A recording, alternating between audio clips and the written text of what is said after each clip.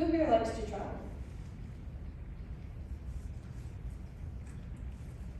Who wishes they could travel more? Throughout this presentation, I want you to visualize what's your dream destination. Between the busy lives of yourselves and loved ones, it can be difficult to get away for a staycation, let alone traveling internationally. But what people may not know is that travel, even if it's just a staycation, has many mental and physical benefits, to the point where it's healthier to travel rather than to burn yourself out just to stay ahead. One aspect that travel benefits is your physical health. Have you ever met someone that travels a lot and seems to get sick less than the friend that stays home more? This is because people who travel to different places, whether domestically or internationally, have stronger immune systems. This is due to the exposure to different illnesses, germs, which thus creates stronger antibodies. But be warned that even though this causes a stronger immune system in the long run, the immune system is kind of like a muscle, and it must be hit hard before it can fight off foreign germs. This past summer, I went on a Girl Scout trip to Costa Rica, and 11 out of the 15 girls in our group got norovirus. Norovirus, based on the Oxford Dictionary, is a highly contagious virus that spreads through contaminated food, water, or surface areas, and causes vomiting and diarrhea. Our group experienced all of this and more, but also created a stronger bond between us, as we had literally seen all aspects of each other by then. But by the end of the trip, we had a greater appreciation for each other, our bodies, and definitely for hand soap.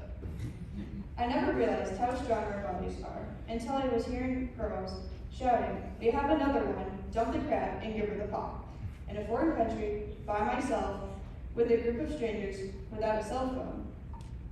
Long story short, getting sick will suck, but it'll be worth it in the end. Another physical benefit is that travel lowers our heart rate and sudden death risk.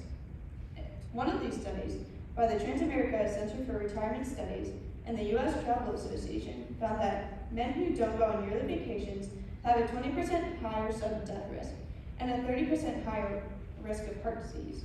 So, I guess forever being paranoid of going without hand soap has its benefits. All of these are amazing, but in today's society, more people struggle with mental health than physical health, and traveling provides both. The most noticeable mental benefit of traveling is the lack of stress. While you may expect planning a vacation to be a stressful activity, many studies show that even just planning a trip makes you excited and helps to lower your stress. So, that means, if you're listening to this and thinking, traveling seems so expensive and time-consuming, don't worry, because you can still imagine yourself on a trip and get a traveling high. Another mental benefit is confidence. I know this will sound very dorky and very cliche, but I can attribute 75% of my confidence to traveling through Girl Scouts. Over the past 11 years, Girl Scouts has given me so many opportunities for travel, and every single one of them I've learned something new about myself. Even the spring and summer, I get the opportunity to travel to Savannah, the birthplace of Girl Scouts, and spend 10 days traveling in London, Paris, and Versailles, feeding into my addiction to pasta. Also, from the confidence to be able to travel to places, traveling also provides people with higher cognitive abilities, as stated by Adam Galinsky, a Columbia Business School professor, who also writes books on the benefits of traveling. In one of his books, Galinsky states that foreign experiences increase both cognitive flexibility and depth and integrativeness to thought, the ability to make deep connections between disparate forms.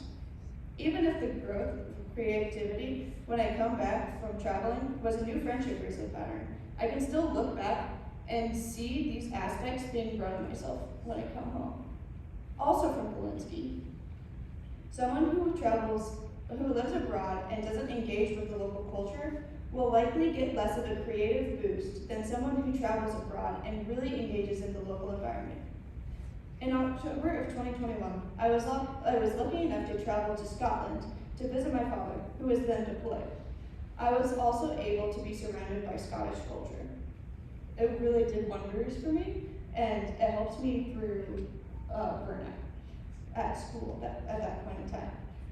A study published in the Journal of Personality and Social Psychology, it is suggested that people who travel abroad are more open, emotionally stable, culturally aware, and experience an increase of cognitive flexibility. So, this furthers the point that traveling is more beneficial and enjoyable than staying home just to be able to stay on top of work. If you're wondering how on earth you'll find the extra time or funds to travel, keep it simple. If you feel like keeping it low-key and local, invite a couple friends over to have a spa day and relax away from the bustle of school or work.